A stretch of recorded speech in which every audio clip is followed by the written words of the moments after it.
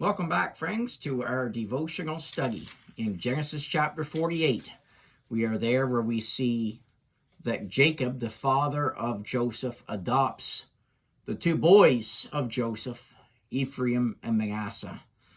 And we're in the middle of the 7 verses that talk about that, so I want to read those verses today, give you a real quick recap, and then we'll dive right into verse 5 after that. So Genesis chapter 48 and verse 1 says this to us.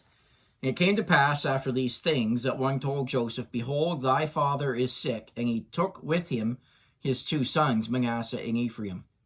And one told Jacob and said, Behold, thy son Joseph cometh unto thee.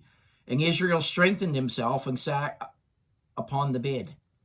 And Jacob said unto Joseph, God Almighty appeared unto me at Luz in the land of Canaan, and blessed me.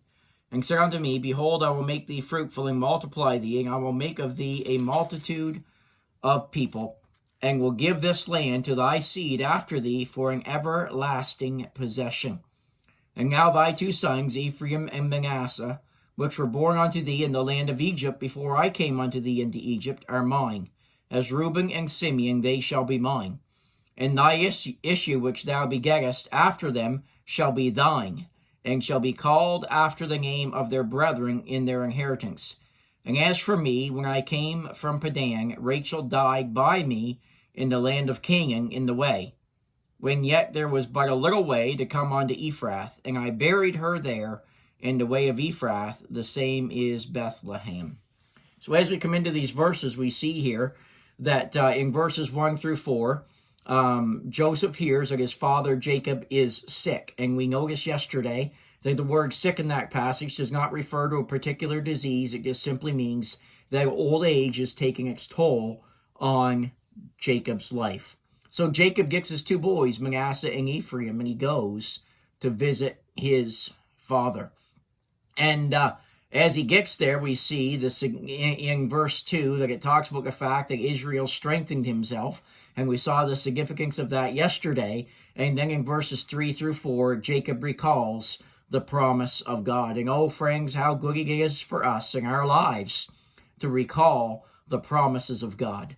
The whole reason God has put those promises in his word is not just so that we can know what they are, but so that we can claim the promises of God, so that we can literally take God at his word and believe those promises and rely upon him to do what it is that he said he will do. That's what the word faith is all about. That word faith means that our reliance is upon him, and that's where we need to be every single day of our lives. Now, as we come into these verses that we're looking at today, in verses 5 through 7, we see here that Jacob adopts the 2 boys of Joseph, Manasseh and Ephraim, to be his boys. And when you read those verses, and you only have to study them that much, even as you read them carefully or casually even, you find out that these 2 sons of Joseph, Manasseh and Ephraim, will be treated as the sons of Jacob when it comes to the birthright blessing. In other words, he's saying they're going to receive, even though they're grandsons, they're going to receive the exact same birthright blessings that Reuben and Judah and all the other sons of Jacob are going to receive. So in doing that, Joseph is going to be blessed as 2 sons, which is another way of saying that Jacob gets the double portion of the birthright blessing. And as we come into this, we see, first of all, in verse 5, that they receive the birthright. It says there, And now thy 2 sons, Ephraim and Manasseh, which were born unto thee in the land of Egypt, before I came unto thee into Egypt, are mine. As Reuben and Simeon, they shall be mine. So they're going to receive the birthright, and they're going to receive that double portion. Now, keep in mind, usually that double portion went to the oldest in the family. But in this situation, it is not the case. It is being divided. It is going to Joseph and being divided between his 2 boys, Manasseh and Ephraim. And the Bible talks about that if we cross-reference 1 Chronicles chapter 5 and verses 1 and 2. Let me read those verses for you. Many times people don't catch these verses because they steer away from Chronicles because they think it's just a bunch of boring genealogy. There's more than just genealogy here. There's nuggets of truth that we need to learn and that we need to apply to our lives and that are important in tying all of this stuff together. Not only that, but Chronicles is also imperative for us to trace the genealogy of the Lord Jesus Christ. So these things are here for a reason, and there's lessons in here that we can learn. Now, with that being said, let me read for you 1 Chronicles 5, verses 1 and 2, because it sheds a whole lot of light on what's going on here in Genesis chapter 48. So 1 Chronicles 5, verses 1 and 2. It says, "Now the sons of Reuben, the firstborn of Israel, for he was the firstborn," notice this, "but forasmuch as he defiled his father's bed, his birthright was given unto the sons of Joseph, the son of Israel. And the genealogy is not to be reckoned after the birthright." So in other words, normally he's saying we would follow that birthright genealogy through Reuben, but he defiled his father's bed, and as a result of that, it is not through Reuben, but it is through Joseph's sons that his double portion, his birthright, is given. Then verse 2 says, "For Judah prevailed above his brethren, and of him came the chief ruler, but the birthright was Joseph's." So that's what's happening as we come into these verses.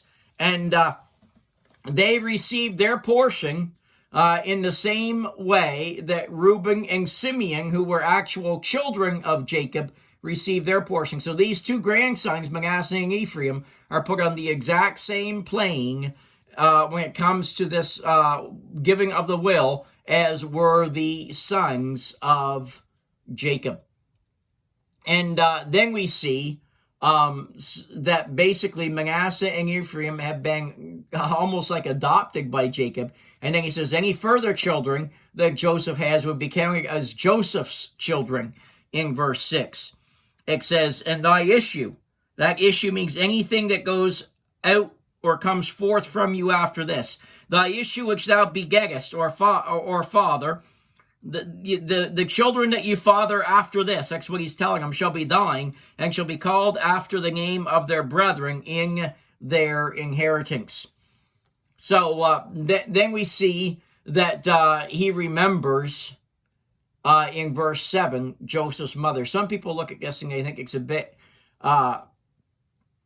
sidetracked here, but it's not, and we're going to take a moment to see that. Verse 7 says, "And as for me, when I came down from Padan, Rachel died by me in the land of Canaan in the way, when yet there was but a little way to come unto Ephrath, and I buried her there in the way of Ephrath, the same as Bethlehem." Some have read this and thought, man, this old man here is losing his mind. He's not keeping his train of thought. That's not what's going on here at all as we come into verse 7. What Jacob is doing is he's remembering Rachel. Keep in mind that Rachel was the wife that he loved, but he was able to only have two sons by Rachel. One of them was Joseph, and the other one was Benjamin. And if you remember very carefully, as we studied back through that, Rachel died while giving birth to Benjamin. And what Jacob is doing here is he's saying this: Rachel's death was a premature death. She died from human perspective before she should have died. And that made it impossible for Jacob to have more children by Rachel, the wife that he loved. And because of that, he was unable to have more children by her. And because of that, he adopts Joseph's children. Remember, Rachel was Joseph's mother. He adopts Joseph's children as his children. So as we think about that, Jacob's reference here to Rachel is more reason and support for adopting Joseph's two boys, which added to Joseph's blessings. And that was the line of thought behind Jacob in adopting Joseph's sons. He was not able to have any more sons by Rachel. So what he did was, Joseph coming from Rachel, being the son of Rachel, he takes two of Rachel's grandchildren and in essence adopts them as his children. And when it comes to passing out the will, if I can put it this way, he puts those two grandchildren on the exact same level as his blood-born boys, reminding us of the value of the life of integrity that Joseph lived. And we see that as we study his life. Next day, we'll begin to look at the blessing that Jacob puts on Manasseh and Ephraim. Have a great day.